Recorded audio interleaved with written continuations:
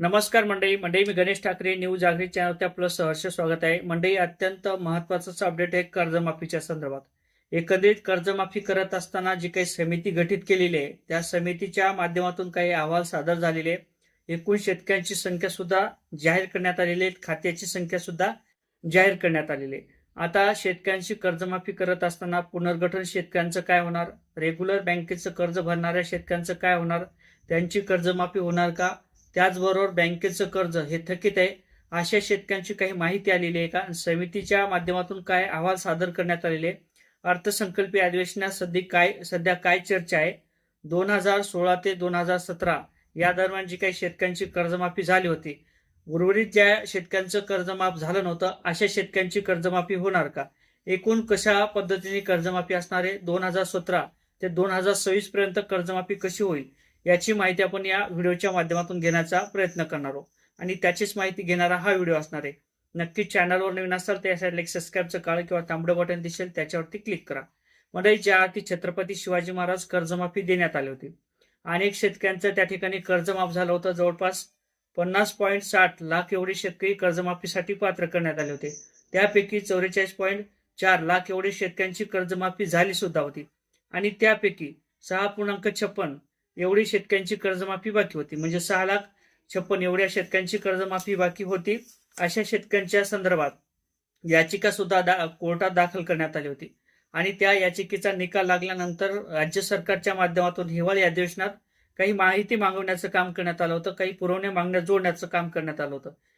यापैकी 500 कोटीचा निधी त्याच्या कर्जमाफीसाठी मंजूर करण्यात आला होता, परंतु शेतकऱ्यांची संख्या अधिक असल्या कारणाने त्या पुरवणी मागण्यात परत तरतूद करण्यात आली आणि त्याच्यासाठी लागणारा जो काही निधी असेल त्याची मागणी करण्यात आली होती. जवळपास 5,975.51 कोटी एवढा निधी त्या कर्जमाफीसाठी लागणार होता 2017च्या.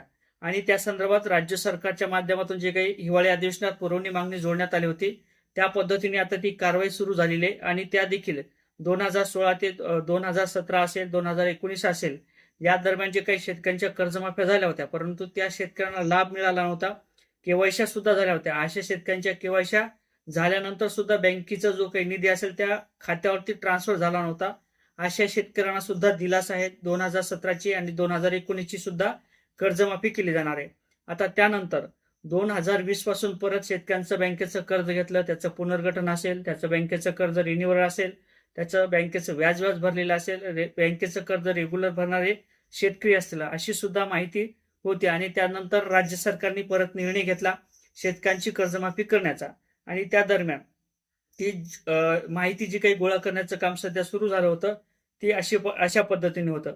30 जून 2025 आणि 30 सप्टेंबर 2025, परत एकदा सांगतो, 30 जून 2025 आणि 30 सप्टेंबर 2025 या दरम्यान शेतकऱ्यांची माहिती गोळा करण्याचं काम हे सुरू झालं होतं.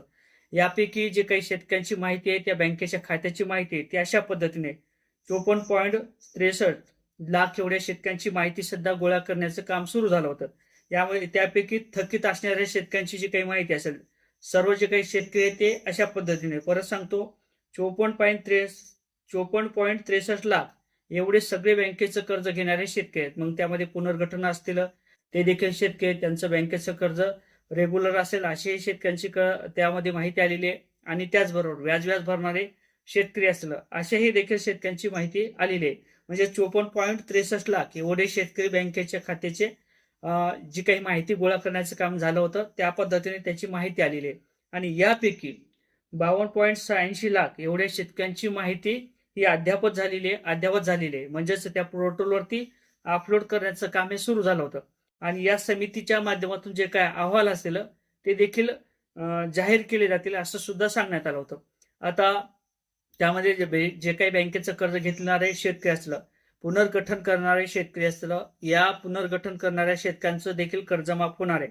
परत सांगतो, 30 जून 2025 आणि 30 सप्टेंबर 2025 या दरम्यान सगळी माहिती गोळा करण्याचं काम सुरू झालं होतं. पुनर्गठन करणारे किंवा रेग्युलर असे सगळे काही बँकेची कर्जमाफी ही माहितीचं गोळा करण्याचं काम सुरू झालं होतं. परंतु परत सांगतो, जी काही माहिती असेल ती याच दरम्यान असणार आहे. 30 सप्टेंबर पर्यंत शेतकऱ्यांची कर्जमाफी होणार आहे.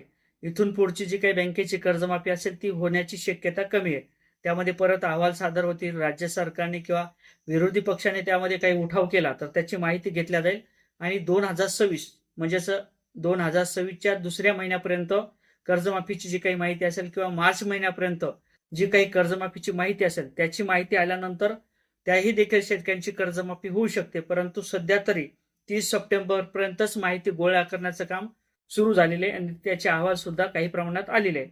आता एकंदरीत जे काही बँकेचं कर्ज असेल ते पुनर्गठन करणाऱ्या शेतकऱ्यांची सुद्धा कर्जमाफी होण्याची शक्यता आहे या पद्धतीने 30 सप्टेंबर पर्यंत. त्यानंतर तुम्ही बँकेचं कर्ज इथपर्यंत जर व्याज जरी भरला असेल किंवा त्याचं पुनर्गठन जरी केलं असेल तर याही देखील शेतकऱ्यांची कर्जमाफी होण्याची शक्यता आहे.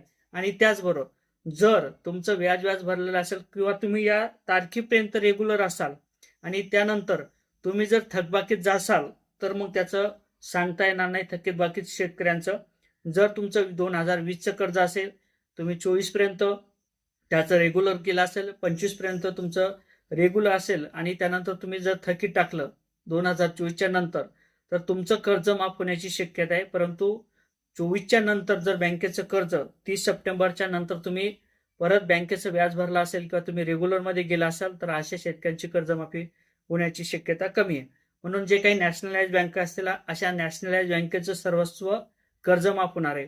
आता त्याचबरोबर जे काही बऱ्याच शेतकऱ्यांची कमेंट आहे 2017ची आपण माहिती घेतली त्या देखील शेतकऱ्यांचा जो काही प्रॉब्लेम असेल तो सॉल्व्ह होणार आहे.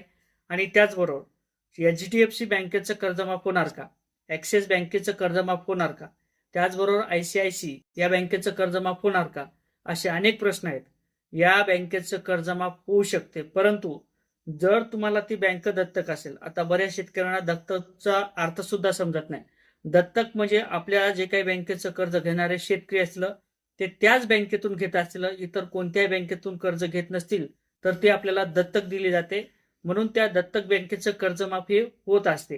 HDFC असेल, ॲक्सिस बँक असेल, त्याचबरोबर ICICI बँक असेल, अशा जे काही बँक असतील जर तुम्हाला त्या दत्तक असतील तरच तुमचं कर्ज माफ होणार आहे. तुम्हाला जर ती दत्तक नसेल तर तुमचं बँकेचं कर्ज माफ त्या बँकेचं होणार नाही. मग पतसंस्था असतील, जिल्हा मध्यवर्ती बँक असेल, या देखील कर्जमाफीची माहिती या बँकेच्या माध्यमातून अहवाल घेतले जात आहेत आणि या शेतकऱ्यांची सुद्धा कर्जमाफी होणार आहे. नॅशनलाइज बँक, पतसंस्था, जिल्हा मध्यवर्ती बँक या देखील बँकेचं कर्ज माफ होणार आहे.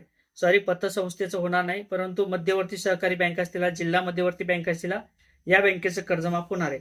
अशा पद्धतीने तुम्हाला 2025च्या 30 जून 2025 ते 30 सप्टेंबर 2025 या दरम्यान जे काही शेतकऱ्यांची माहिती जमा करण्याचं काम झालेलं आहे त्या आधारे शेतकऱ्यांची कर्जमाफी होणार आहे. आता जे काही अहवाल सादर होतील त्यामध्ये समितीच्या माध्यमातून जे काही अहवाल असतील ते अद्यापही म्हणजेच अर्थसंकल्पीय अधिवेशनात मांडण्यात आले नाही. कारण तर अनेक शेतकऱ्यांची माहिती ही बाकी आहे. ज्या पद्धतीने आपण सांगतो की 54.63 लाख एवढे शेतकरी संपूर्ण आहेत परंतु त्यापैकी 52.80 एवढ्या शेतकऱ्यांची माहिती सुद्धा गोळा झालेली आहे. इतर शेतकऱ्यांची माहिती येणं बाकी आहे. त्यानंतर राज्य सरकार काय निर्णय घेते आणि शेतकऱ्यांची कर्जमाफी कधी करते हे देखील पाहणं महत्वाचं ठरणार आहे. आता मुख्यमंत्री फडणवीस म्हणतात की आम्ही कर्जमाफीसाठी बांधित आहोत, शेतकऱ्यांची कर्जमाफी करणार आहोत परंतु त्या संदर्भात तारीख सांगायला तयार नाहीत. आता यावरती तुम्ही ठरवा काय कसे कमेंट करायचे. नक्कीच कमेंट करा. व्हिडिओ आवडला तर लाईक आणि शेअर करायला सुद्धा विसरू नका. जय शिवराय.